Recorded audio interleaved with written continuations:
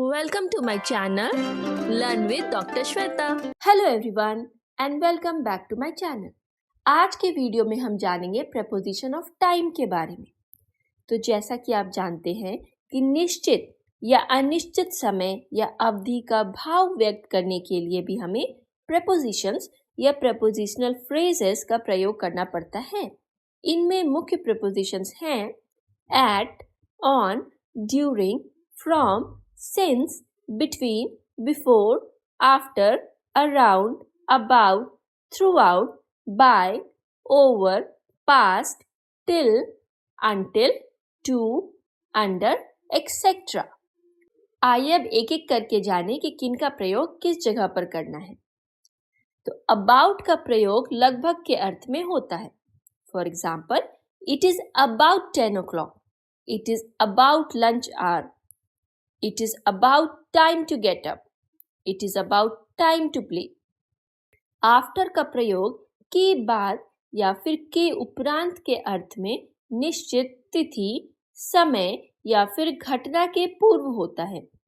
For example, she came after Christmas. They play after 4 o'clock. She sang after his departure. I saw him after appointment. Around. Around का भी प्रयोग about के ही अर्थ में होता है, लेकिन अबाउट 6 o'clock का साधारण अर्थ होता है लगभग 6 बजे, लेकिन उससे अधिक नहीं, जबकि अराउंड 6 o'clock का अर्थ होता है 6 बजे के आसपास, कुछ मिनट कम या ज़्यादा। For example, Tom came around 10 o'clock. He left around 5 o'clock. We play around 4 o'clock. They slept around midnight. At का प्रयोग निश्चित समय यानी precise points of time सूचित करने के लिए होता है। For example, I got up at 6 o'clock. You had tea at 4 o'clock. She danced at 10 o'clock. We play at 4:30 p.m. At noon या फिर एट नाइट में भी एट का प्रयोग recognised divisions of the day के साथ होता है। बिटवीन का प्रयोग दो पॉइंट्स ऑफ टाइम के बीच में के अर्थ में होता है। For example, he went there between 5 and 6. I came here between Sunday and Tuesday. Stay here between 10 and 12. See me between 1 and 2. Before का प्रयोग के पहले या के पूर्व के अर्थ में निश्चित तिथि या समय या घटना के पूर्व होता है। For example, do it before March. Get it before Monday. See me before 6 o'clock. Tell him before his return. By का प्रयोग तक के अर्थ में निर्धारित समय या तिथि के प्रसंग में होता है। For example, he will return by 10 o'clock. They may do it by Monday next. She may come by midnight. Tom will be in London by May.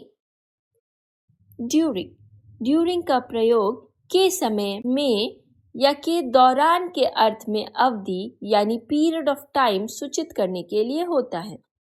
For example, that man was killed during World War I. They did it during my absence. What will you do during Holi? Jack came in during the night. The sun gives us light during the day. He was happy during his childhood. One important thing to note is that कि जहाँ समय सूचित करने के लिए इनका प्रयोग हो सकता है, वहाँ during भी प्रयोग हो सकता है। For का प्रयोग definite period of time का बोध कराने के लिए होता है। For example, he stayed here for months. She lived there for a year. She was here for a day. Please wait for me for 10 hours.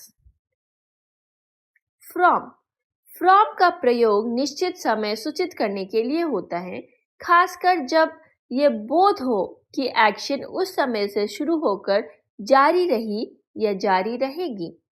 From का प्रयोग सभी टेंसेस में होता है। For example, the work will start from Monday. Examinations begin from 7th May. He waited from 6 a.m. Shops will be open from 8 o'clock. In से period of time सूचित होता है। मंथ, सीजन, और ईयर्स के नाम के पहले भी इनका प्रयोग होता है। For example, we read in the morning, he did it in April, we play cricket in winter, India became independent in August. उसी तरह हम in the evening, in the day time भी कह सकते हैं। ऑन का प्रयोग दिन तथा तिथि के नाम के पहले होता है। For example, he came here on Monday, will you help me on Sunday, come here on 5th May, go there on 9th of this month। Over का प्रयोग फॉर द पीरियड ऑफ यानी पर, के, समय, में, तक के अर्थ में होता है। For example, he has been invited over the weekend, can you stay here over Monday, that is until Monday। Past का प्रयोग के बाद, के आगे, से अधिक के अर्थ में होता है। इट वॉज पास्ट मिडनाइट यानी मध्य रात्रि से अधिक समय। इट वॉज 5 minutes past 5 यानी 5:05। लेकिन past Monday, past Holi, past Diwali के बदले last Monday, last Holi, last Diwali का ही प्रयोग होता है। सिंस का प्रयोग बीते हुए समय के किसी निश्चित पॉइंट ऑफ टाइम को सूचित करने के लिए होता है।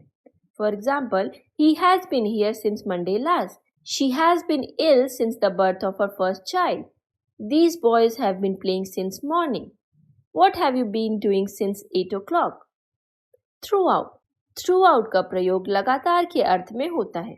For example, he work throughout the night यानी रात भर, सारी रात। What will you do throughout winter? यानी ठंड के शुरू होने से लेकर अंत तक। I shall remember it throughout my life यानी जीवन भर। टिल का प्रयोग तक के अर्थ में होता है। For example, wait till I come, stay here till 5 PM, he will return till next Monday, goodbye till tomorrow। To का प्रयोग हम तब करते हैं जब हमें बोलना हो कि 10 बजने में 5 मिनट बाकी है यानी 5 minutes to 10। टू टाइम का अर्थ होता है बिल्कुल ठीक समय पर। अंडर का अर्थ समय के प्रसंग में लेस देन है। अंडर 2 hours यानी less than 2 hours। Under a fortnight यानी in less than a fortnight. Until का प्रयोग तक के अर्थ में किसी निर्धारित समय, तिथि या फिर घटना के पहले होता है। For example, can I stay until Monday? He will stay there until Holi.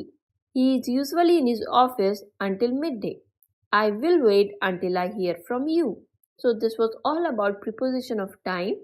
Thank you for watching the video, and for more such contents, please subscribe to my channel Learn with Dr. Shweta.